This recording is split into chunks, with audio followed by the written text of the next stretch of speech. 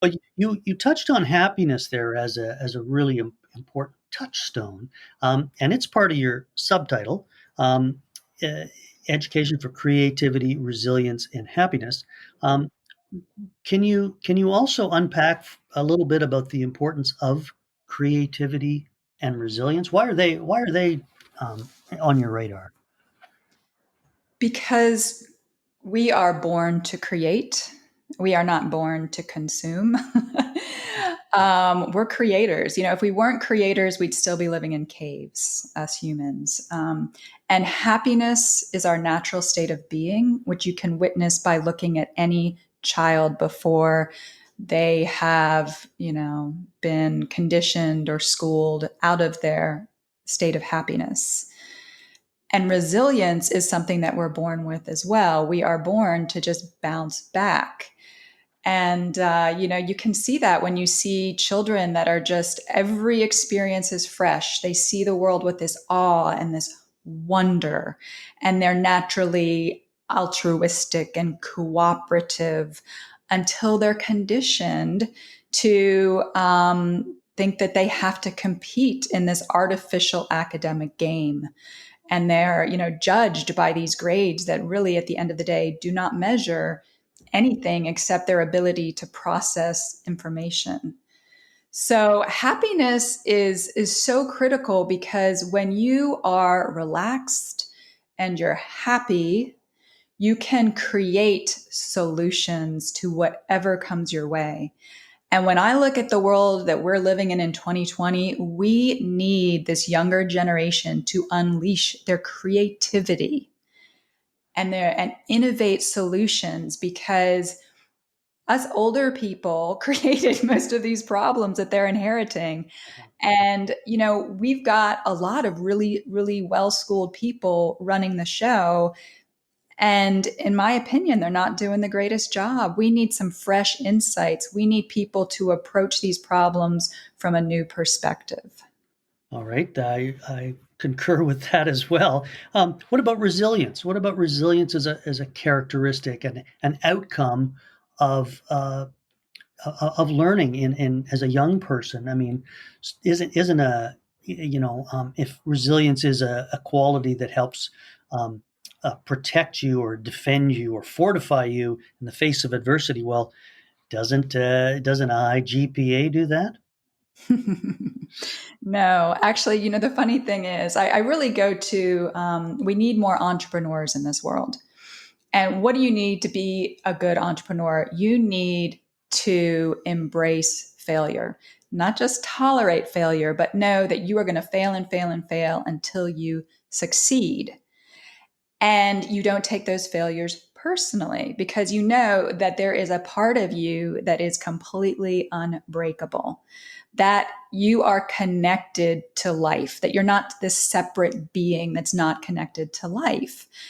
And, I also, volunteer at our local innovation center as a mentor, working with entrepreneurs and trying to get someone to shift from a schooled mindset where they are punished for wrong answers to get them to take the risks, to know that they are going to be wrong until they're right and not take that personally, is like, that's the biggest shift. You have to shift your mindset. And so school has made people so risk averse because they get shamed when they give the wrong answer. Even I put in my book, like Joe Bowler, who's teaching teachers how to teach math at Stanford, says that getting the wrong answers in math is the best way to build more neural connections in your brain. But school is not designed to celebrate mistakes and failures. And I think that that's doing everyone a great disservice. Sure. Uh, I reflect on. I'm a certified teacher. I retain my certification, and I reflect on my teacher training eh, back in the uh, prehistoric times. But but truthfully, I don't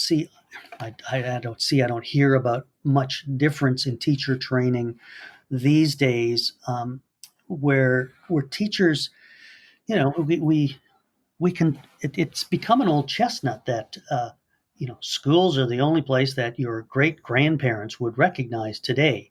So We've changed so many things in our society, and yet schools have retained some of the fundamentals that came with their opening in the Industrial Revolution more than 100 years ago.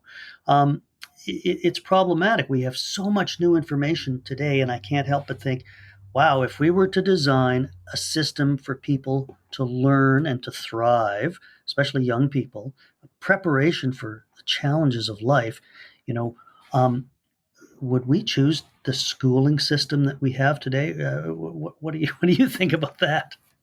No, I mean, if we design things from scratch, we certainly would not. I think the biggest thing that keeps the schooling system in place, well, I'm going to say there are two big things. There's a lot. But one is the college admissions requirements that are clearly outdated and drive a lot of the K 12 curriculum. But it's also, as I point out in the book, the school system, K 12 higher ed, is like a huge moneymaker. So if you see who is making money in this system, it is mainly the textbook manufacturers and the testing, companies. Mhm. And ed tech is stepping in to try to take a big chunk of that. But if you have any concerns about the rising technocracy that we're witnessing, then you would pause before you would put your child on any of these innovative ed tech platforms that are really tracking your child's attention and measuring everything. I mean, it's actually quite frightening what they are now capable of doing. And I used to tell my daughters when they were young, hey, it doesn't matter when you learn to read because nobody's going to know how old you were, but now they will with all this ed tech. And that's frightening because, I had a good friend who was a gifted and talented teacher. And she told me, if you believe in those categories of gifted and talented, those kids either learn to read really young or really old, like 12, So, it's interesting times. I mean, we have a really rich opportunity to question everything about schooling, but we need to understand that there are some powerful interests making a lot of money with the status quo. Hmm. Yeah, um, it's as if we all need much better schooling about schooling itself, and we take so much of it, at face value or um, at an unconscious level, just assuming that it's the way to go, the right thing to do. Um, and you bucked the trend. You chose to support your daughter's learning at home, and that is that's a really significant act, um, to undertake, and then to write a book about it as well, and some other ideas. I'm curious to know what were some of the challenges that you embraced, and really chewed on as you wrote your book and planned it out and thought and rethought some of the big ideas that you share in your book, instead of schooling. Well, I think the biggest challenge is I had so many ideas, and how do I string them all together? Because I really wanted to base the book on people understanding that they are designed to learn, you know, that learning does not need to be forced.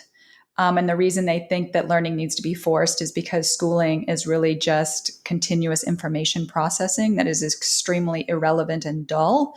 So that's why, and I'm really careful not to make teachers the bad guys because they're not. They're stuck in this system as well. But if you're a teacher and you have to march kids through this boring, irrelevant curriculum, you have to resort to coercion.